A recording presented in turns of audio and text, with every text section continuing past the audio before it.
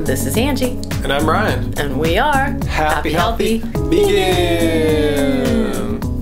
So a question that comes up constantly in our YouTube comments and private messages is, do we eat wheat? Do we eat gluten, basically? Are we gluten-free? Oh yes, are we gluten-free? You know, we're almost gluten-free just kind of by default, eating a whole food, plant-based diet. We're not afraid of bread. It's just we've kind of gotten out of the habit of eating bread. When we went raw vegan, however many years ago that was, obviously we gave up bread because it's not a raw vegan food. Put the toaster away in the closet. Yes, exactly. Just no longer brought bread into the house, and just pretty much got over that whole like sandwich addiction that has kind of swept Western civilization. And my theory for that is that's the bread of the sandwich is where most people get their carbs. In fact, most people who are not eating like we do, get the most of their carbs come from wheat, strangely. Oh yeah, I thought you even read that to me recently. Yeah, like us,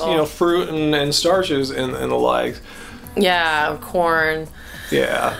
Yeah, so yeah, since they're eating like meat and cheese, I guess they got to get their carbs from somewhere, so it's just coming from the bread. Yeah, so we just never introduced bread back in once we started eating more raw till forest style. But here's where we stand on the issue. As some of you might see from some of our day in the lives, we might end up in a restaurant that has seitan or wheat. Yeah, wheat, or I might end up at a place that has some kind of vegan burrito, and I'm really buying it for the carbs inside the burrito, but it might have a wheat tortilla. You did have one burrito recently. Yeah, so we'll have it from time to time, but it's pretty rare, and when we do eat it, it doesn't cause any dietary issues. I don't seem to have any sensitivities or anything like that. No, yeah, we're definitely not celiacs.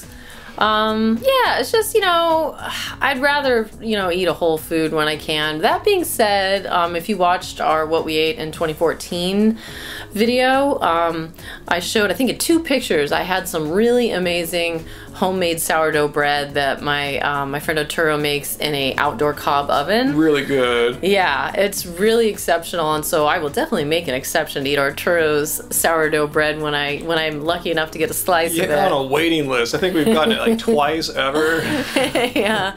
And like once in a while, I like the idea of having a little bit of sourdough bread with my soup. Yeah, dunk it in there. Yeah, get it all wet and stuff. But yeah, I only really remember having like one sandwich last year, like at Veggie Grill with some friends, and it was okay. But I just kind of prefer the way that we eat. I don't really want to go back and eating sandwiches just because I'm not afraid of gluten. I mean, there are some problems with bread inherently. One, it's not a whole food, it's processed food. Secondly, unless you have a really hip baker, there's going to be a lot of sodium in bread typically. Oh yeah, I remember you told me that about bagels, because I was kind of like, man, I kind of miss bagels, But... Yeah, same story with bagels too, which we will have on occasion. Yeah, since we're on the topic of gluten and wheat, we just saw a really awesome documentary. It was recommended actually by Potato Strong. Potato Strong. Yeah, he said it was going to be on Canadian TV, and I looked it up, and it was also online. And we just noticed tonight it's actually on YouTube also. Put a link down there. I totally recommend you guys watch it. It's called The War on Wheat. And it's a profile on this whole gluten-free craze. Yes. Where did it come from? What's the theory behind it? What kind of people are following it? Yeah, what do they expect from it? All these people think they're going to lose weight and stuff like that. And it really focuses or follows the Wheat Belly author, the doctor who wrote that book. It shows how it's pretty much based on the flimsiest of pseudoscience. I didn't know anything about that guy, but I feel like, wow. If people are basing their decision not to eat wheat based on this guy? Like, let's show some clips. Wheat is killing us. Multiple sclerosis, type 1 diabetes in children, type 2 diabetes. 70 to 80% of all diseases, he argues, are linked to eating wheat, from cancer to schizophrenia. We can't be real precise in the numbers, but think of it. How much diabetes, obesity, autoimmune disease, ulcerative colitis, Crohn's, I could go on. We're talking about hundreds of millions of people or more over the years. The Fifth Estate consulted dozens of healthcare experts to see if Dr. Davis has science on his side when he makes claims like the wheat protein gluten is linked to cancer. I've never seen any evidence of that. I mean, there's 4 new scientific papers that come out every single minute of every day, 365 days a year. You know, how is it that they miss the connection between gluten and breast cancer? Dude, this was a masterclass in ripping somebody one. Seriously? I know, huh? I really can't wait for you guys to all go and watch it so we can all discuss it. Yeah, totally watch this. So I want to thank Will for alerting me to this really great, not only this really great episode, but the series. What is it? The Fifth Estate. It's a really good series, so we've been kind of watching it. Other episodes, yeah. Yeah.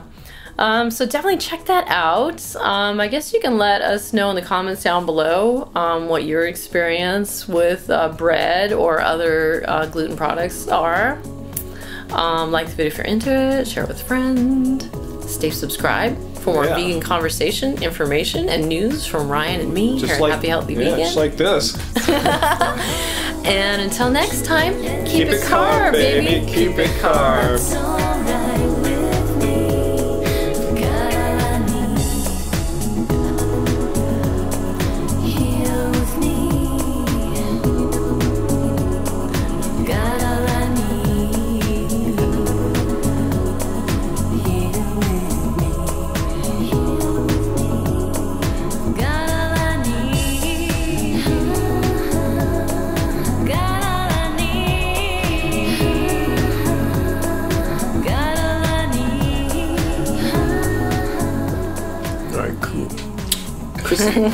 Double Chrissy for everyone.